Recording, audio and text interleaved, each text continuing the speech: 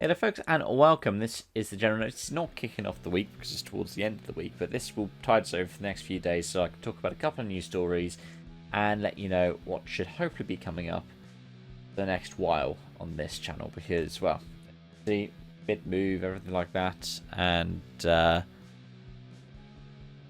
yeah, not much time or space to sit down and do everything the way it used to be. So let's have a go at this. The videos for this week, we've got the BRC Kerry-Diggian review. I mean, I've already done a review for the event in total. It's just mostly going to be a reflection on the ITV package. Then I'm thinking we'll do a Saturday recap for the first time in a while for Rally Chile, because I haven't done that for a while. I'm looking forward to seeing if that's still something I enjoy doing. I hear that apparently the WRC point system for 2025 will still have this kind of Saturday points thing, but will probably feature a revamp.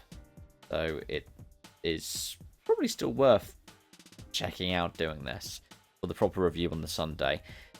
The Monday, it's going to be a review of NASCAR at Kansas, and then we have the general notice 1st of October.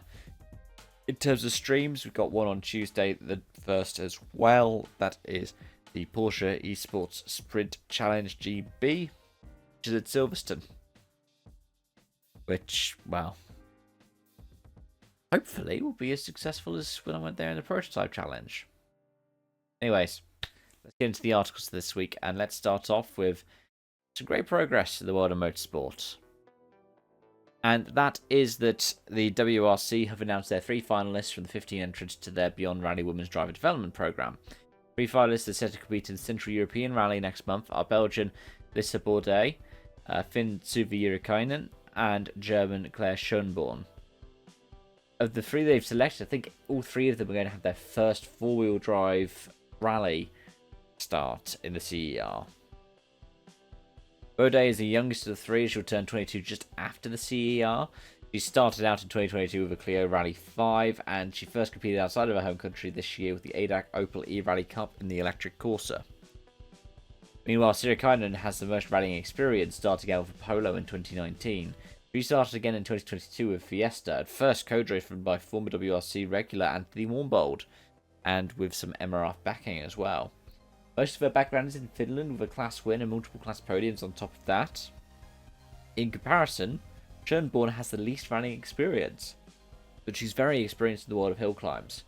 She started rallying earlier this year in the Opel E-Rally Cup, according to EWRC results, meaning that CER will likely only be, her second WRC start, which is incredibly impressive.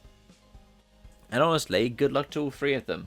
I'm really hoping that we get a lot of coverage about their progress in the WRC at the CER, because this is a big deal and it's a great way that you could build up in the future. I'll try to check in on how these drivers are doing next year as well as the other competitors, and well done to all of them for getting to the competition stage in Krakow, because that itself was a big deal.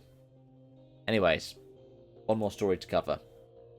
And that's the world of F1 and the FIA's guidelines, and wow, what was one of the most self-inflicted issues that came from F1 last weekend, and that includes the shambles that was Red Bull handling Daniel Ricciardo's weekend. Because FIA President Mohammed Ben Sulayem was talking about policing radio communications to try and reduce swearing on them, when he drops one of the lines of all time. And this is what it is. He said, "We have to differentiate between our sport, motorsport, and rap music. We're not rappers, you know. They say the F word how many times per minute? We are not on that. That's them and we are us."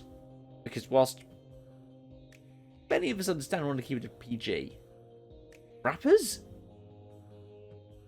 Soughton almost immediately challenged this. He said, "I don't like how he expressed it.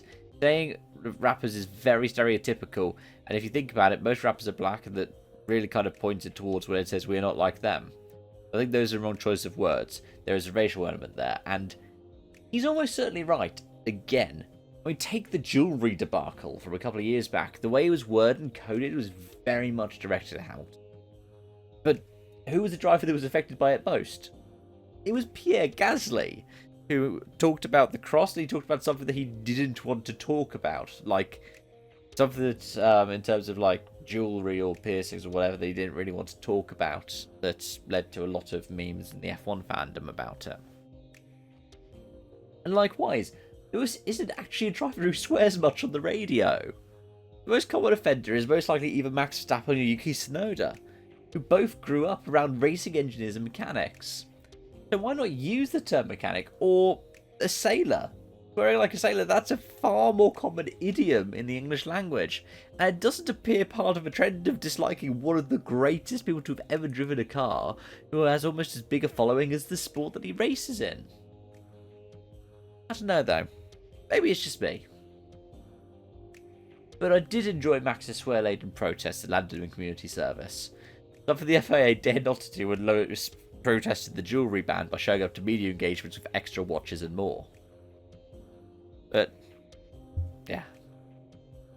Utterly fascinating. And those are my thoughts. Let me know yours in the comment section down below. Thank you so much for watching, as always, and hope to see you again soon. Oh, and a massive thank you for the support on the WRC 100% review. I did not expect that to get as much traction as it did. And it's been great to see the discourse kicking off in there as well. But thanks for sitting down and watching. I think that's got the highest average runtime of one of my videos in recent months. Yeah, until then, bye for now.